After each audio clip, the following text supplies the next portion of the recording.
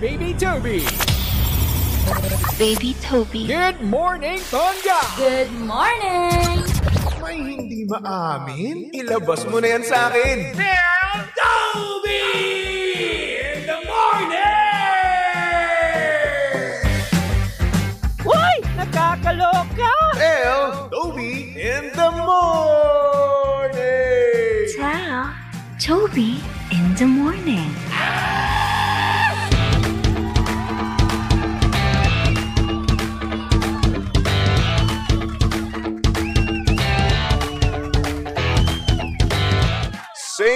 Same, pero iba. We are number 106.7 Energy FM. Pangga, wag mo sabihin radyo. Sabihin mo, good morning, Luzon, Visayas at Mindanao, Metro and Mega Manila. And at syempre, good morning din naman sa mga pangga natin dyang napakaganda ng ngiti ngayong araw na ito. Ngayong Wednesday morning, no? Ang ganda-ganda ng ngiti, ang ganda-ganda ng gising, di ba? Tapos mabad trip lang mamaya. Aba naku, ano naman kaya mangyayari sa iyo ngayong araw na ito, di ba? It's either sa work or hindi naman kaya meron kang makakaaway pagpunta mo or pagko-commute mo. Karamihan sa mga pangga natin dyan, no? Talaga nga namang nababad trip habang nagko-commute sila. Hindi naman siguro maiwasan yun, no? Minsan kasi ang nangyayari, no, kapag nagko-commute kayo, napakadaming tao. Talaga nga namang siksikan, di ba? Palagi yan. Lalong-lalong pag rush hour. Ay, nako. Dagsaan ang mga commuter. Diyan, sa bus terminal, sa mga bus, di ba? At sabihin na natin, dagdag pa yung traffic, no? Siyempre, pati yung init. Grabe rin naman kasi init ngayon. Kaya naman hello sa mga pangga natin dyan na bubuisit kapag sila ay nagko-commute, no? Pero siyempre, since wala tayong magagawa, di ba? Ayan, magko-commute tayo kasi nga naman, para sa akin, no, or para sa atin, sa ibang commuter, no, na mas pipiliin nilang mag-commute kesa magkaroon ng sariling private car. And yes, bakit? Kasi nga naman, mas magiging matraffic.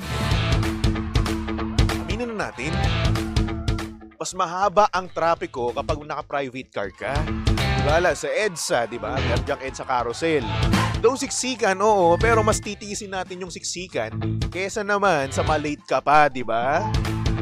Kasi parang nga naman kasing nawala yung effort mo nabaliwala, diba? Gumising nga ng napakaaga, pero at the same time, malilate ka pa rin, diba? Makakaltasan ka pa rin. So yun, instead of bringing your car, diba? Magko-commute ka na lang, mas mabilis, diba? May bus lane. Panis. Kaya nga lang, ayun, siksikan nga lang, face to face, diba?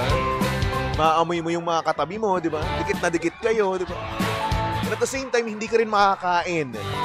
Kasi nga naman siksikan, diba? Well, anyway, that's life, no? Kailangan talaga natin mahirapan sa mga bagay-bagay, diba? Pero at the same time, medyo challenging din and at the same time, adventurous, diba? Isipin nyo, no? Kapag magko-commute kayo, madami kayong mga taong makikita. Yes! Madami kayong mga personality na nakikita. And minsan, yung iba pa dyan, no, ang nangyayari, kapag sila ay nagbumabiyahe, no, at naiwan nila yung kanilang earphones mismo, no, ang ginagawa nila, nililibot nila yung mata nila. Aminin nyo, nililibot yung mga mata nyo, di ba? Kasi nga naman, wala kayong magawa di ba? Kasi kahit pa paano, may traffic pa rin naman yan at maghihintay ng mga pasahero, di ba? So ikaw, since bored na bored ka, di ba? Wala kang gagawin kung hindi titignan yung cellphone ng iba. Aminin nyo, tinitignan nyo yung conversation ng iba kapag wala kayong earphones. At ang matindi pa dito, no, pati yung mga naka-earphones, no, since bored na rin naman sila sa life nila, sa kanilang cellphone, sa kanilang music, no, ang ginagawa nila, nililibot pa rin mga mata. Kasi, chismosa. That's part of our lives na rin naman. No? And sana rin naman, kapag kayo ay nakikichismis, no, sa conversation ng iba, no, sana hindi kayo makita. Kasi yung awkward nun. Isipin mo, no, meron sa yung nakikita, no, hindi naman kaya meron tumitingin sa conversation nyo ng iyong jowa. And what if yung pinag-uusapan nyo, no? So yun na nga, medyo wild, di ba? yung mga balak nyong gawin mamayang gabi, di ba? Since nga bukas, wala nga naman talagang pasok, di ba?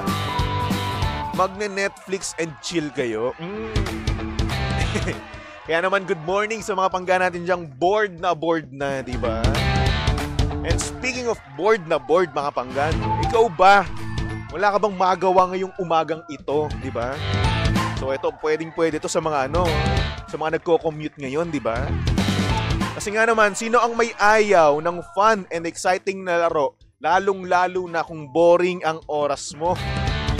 Kaya naman kung mahilig ka sa Tong Its at iba pa, nako tara na sa Game Zone. Fun, believable sa Game Zone dahil you play a real game of Tong Its with real players for free. Ayan, may chance ka pang makisplit over 34 million pesos at may chance ka pa to claim up to 14,640 pesos daily. Ang makukuhang cash credits ay pwede rin gamitin pang laro sa kahit na anong game at kaya rin itong i-cash out. Ang Game Zone ay may dalawang event araw-araw. So, G ka na ba? Visit gzone.ph and social media account on Facebook, Instagram, and TikTok at Tara Game Zone. Diyan sa Tong Its, Tara Game Zone. At tandaan mga panggano, na ang gaming ay dapat fun lang. Kaya naman, visit pagcore.ph/regulatory or email keepitfun@pagcore.ph. Promo runs from January 1 to December 31, 2025. EGLD reference number MKTG 2024-2564. Gaming's for 21 years old and above only. Game responsibly. Keep it fun. Saktong-sakto, no? Habang nagko-commute ka, di ba? Nasa bus. Try mo Game Zone. Yan, good morning sa mga pangga natin dyan. No? Saktong oras, 6:33 on the clock. At syempre, kasama nyo pa rin. At kalandian ng hot baby boy ng radyo. Of course, walang iba kung hindi si Baby Toby. At syempre, pangga si Baby Toby ay live na ngayon, no, sa Energy FM Facebook page. Kaya naman, kung gusto nyo makita ang itsura ni Baby Toby ngayong umagang ito, no, ngayong Wednesday morning, no? Ayan, pumunta na kayo sa ating Facebook page. Hanapin nyo lang Energy FM 106.7. Okay? At syempre, naka-live na rin tayo ngayon sa TikTok. O, hintayin nyo lang yan, magla-live na rin yan, ha? Anyway, pwede pa rin kayo magpatawag mga pangganom. PM lang kayo sa aming Facebook page. Again, Energy FM 106.7 or pwede kayo mag-send yes. Though meron na tayo ngayong sender, no? May nag-send sa akin kagabi. Nagulat ako. Binasa ko ang haba. Anyway, kaya naman, wag na natin patagalin pa to. Ipasok na natin yan dito sa TT in the morning. Oh, yeah. TT in the morning. Why? Ang aga-aga ha. Tell Toby in the morning.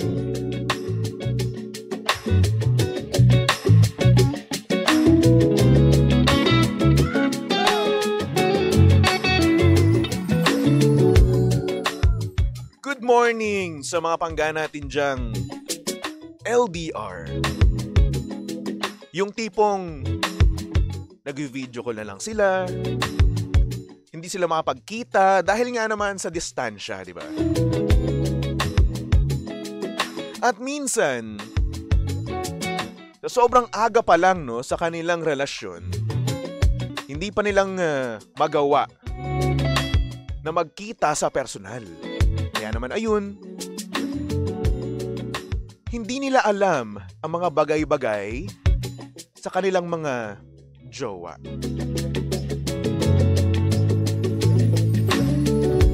Ito ang storya ng ating sender. At ang sabi niya dito, "Good morning, Baby Toby. Tago mo na lang ako sa pangalang Toff. Gusto ko lang sana ikuwento yung naging experience ko sa last kong naging jowa. Okay naman kaming nagsimula. Kahit na LDR kami at hindi pa kami nagkikita.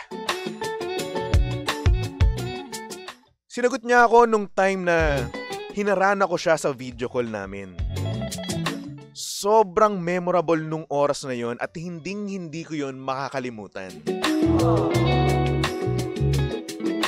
Kaso, dumating yung panahon na nagyakag siyang bumisita ako sa kanya at mag-staycation kami dyan sa Manila. At ayun na nga, doon nagkanda loko-loko ang mga bagay-bagay. Baby Toby, nakipaghiwalay siya sa akin after kong makauwi. Nung una akala ko prank lang o biro, pero totoo pala. Tanong ako ng tanong kung ano ang dahilan, pero hindi niya masabi sa akin. Hanggang sa napilit kong magsalita yung best friend niya. At ayun, sabi niya, nakipaghiwalay daw siya sa akin dahil ang asim ko raw. Baby Toby, sobrang sakit. Dahil lang sa maliit na dahilan, iniwan niya ako. Kaya ko naman siyang solusyonan. Kaso, mas pinili niyang umalis kesa itama ko ang bagay na yun. Sana napag-usapan namin to ng maayos at sana mabigyan niya pa ako ng second chance. Kaya ko naman kasing solusyonan. Amoy lang naman yun. Kaya kong mag-deodorant. Pero wala. Inalisan niya pa rin ako. Baby Toby, maraming salamat sa oras mo at sa pagbasa ng mensahe ko. Maraming salamat dahil meron akong safe space na pwedeng pagsabihan ng mga ganito.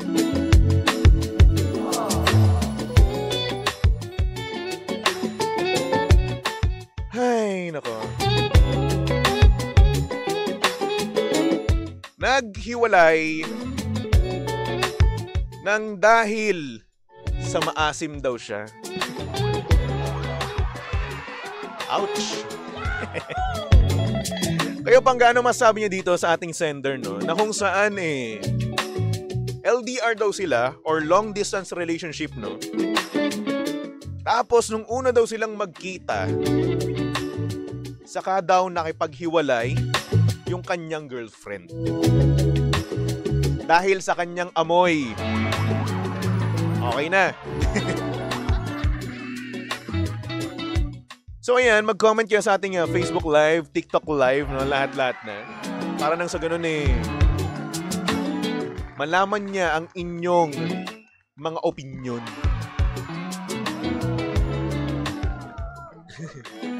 Hindi ko alam kung pwede kong basahin to Pangalan na itong nag-comment J.A. Cole.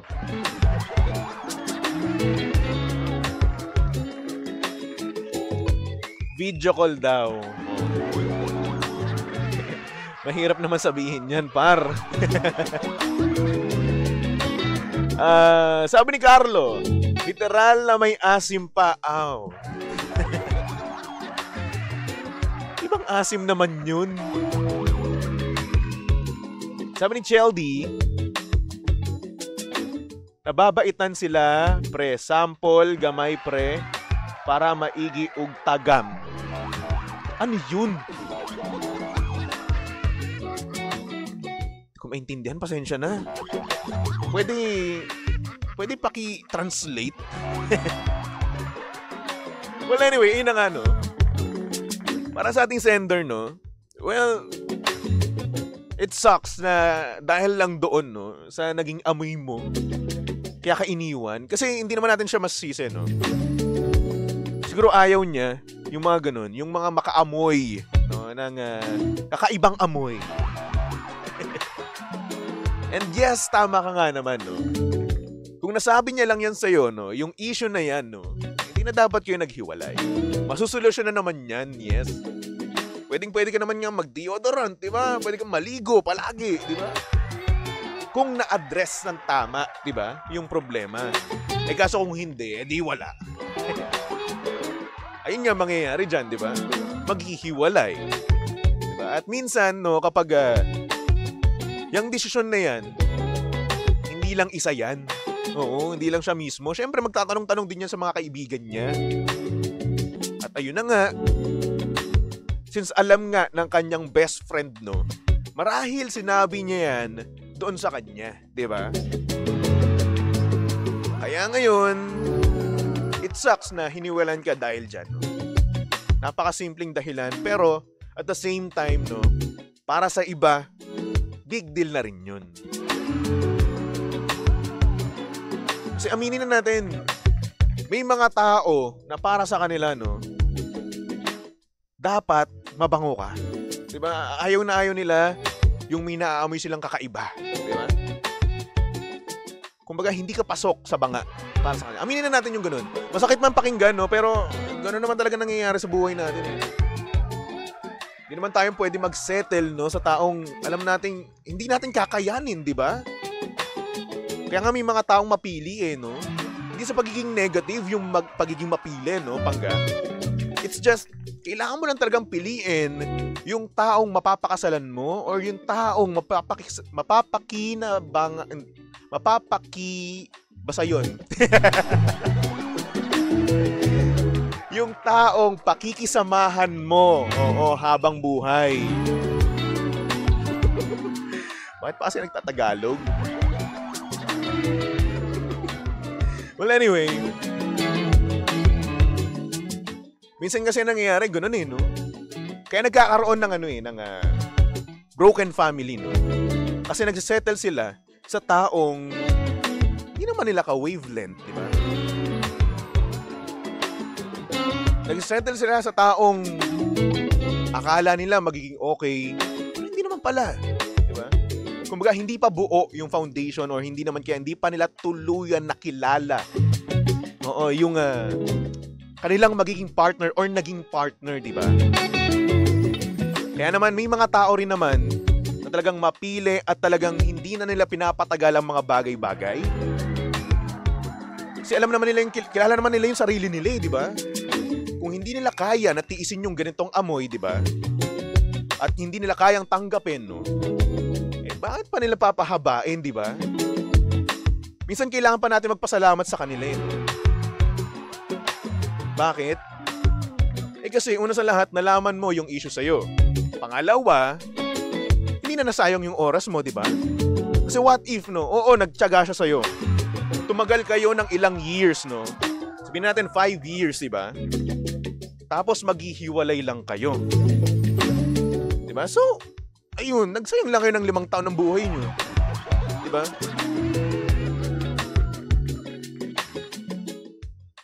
Sana hindi natin to i-take as negative, no? Tingnan din natin yung positive side, di ba? Yes, siguro marahil na mababaw yung kanyang dahilan, no, para iwan ka, no? Pero sa good thing na rin naman sa'yo. At least, hindi ka napako sa taong ayaw naman talaga sa'yo. Hindi ka bet. Diba? It's a positive sign pa rin naman. Improve mo na lang yung sarili mo, no? Learn from this experience, no? Yun lang naman masabi ko, eh. Kung maasim ka, maligo ka na maligo. Gumawa ka ng paraan, di ba? Magkuskus ka ng isang katutak na tawas, di ba? Ngayon, at least ngayon, alam mo na kung paano mo mai-improve yung sarili mo. Kaysa naman, sa mga taong hindi nila alam kung paano, no? So, good for you, no? Na nalaman mo yung mga ganyang bagay. Kung bigyan ka man niya na second chance, then go. Take it, no? Kung gusto mo pa rin naman, di ba? Pero ayun, kung hindi na, move on na lang. Okay? Hanap ka rin na maasim. Para it's a tie. Diba? So, ganun. Evolve yourself. Make yourself better. Diba? Kasi at the end of the day, para din naman sa'yo yan. Oo. At sana makahanap ka naman, no, nung taong matatanggap ka, di ba? May mga ganun eh. Tanggap lahat ng baho mo. Tanggap lahat ng toyo mo, di ba? Tanggap lahat ng attitude mo. Darating yung panahon na yan. At kapag dumating yun, huwag mo nang pakawalan. Okay? Para sa ating sender, no, good luck sa'yo. At sana rin naman, no, sana makahanap ka na ng para sa'yo. Anyway. Ayan. Shoutout kay Manisan123. Sabi niya pa, shoutout po from Canada. Johanna. Hello. Hello din kay Anne Batakan. Salamat sa roses. Thank you. Sabi ni Steven, yung tanggap ka kahit mabaho yung jutots mo. Actually, oo, no? Lahat naman tayo mabaho utot eh. Ang matindi dito, ang gagawin mo, no? Ikukulob mo siya dun sa kumot. Yun talaga. Solid daw, no? Solid daw ang magiging relasyon nyo kapag umuutot kayo sa isa't isa.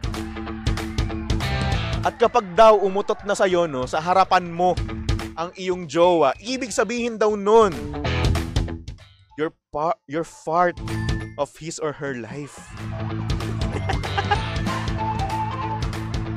Ay, naku. And tuloy, I mess up the punchline. Anyway, hello kay Ann Terrado. Sabi niya, hello DJ Toby. Watching here from Ibiza, Spain. Hello. Kakagaling lang sa work. Kapoy, uy. Ano kapoy? Or kapoy? What's that? I'm so sorry. Catherine, hello. Sabi niya, good morning, baby Toby. Last day of work. Kaya ko to. Kaya mo yan. Oo. Wala namang kumakamusta sa'yo na jowa, di ba? Yan mo na lang yung ano mo. Sarili mo, pump up mo na lang. Hello kay Maritoni. Kay RJ Kim, sabi niya, use Elizabeth shower gel and lotion. The best combo yan. Naku po. Kala ko pangalan. Pangalan pala ng brand. Huwag kayong magsasabi ng brand. Baka makaltasan ako dito. Hello din kay Saba. Kay Elena, kay Belen, kay Mary Ann, kay Carlo, kay Lynn Shai. Hello, good morning po sa inyong lahat dyan. Kay Raymonet, good morning. Watching from Milan, Italy. Bunag and Maghirang family. Hello po sa inyong lahat dyan. Hello din kay Almira. Watching you first before matulog. Oh, salamat.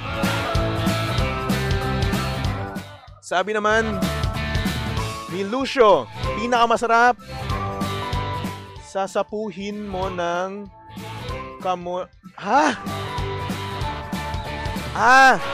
ang pinakamasarap daw ay tatakmain mo yung jutot ng kamay mo. Tapos ipapaamoy mo daw sa kanya. Ganon. Iyaano mo sa ilong.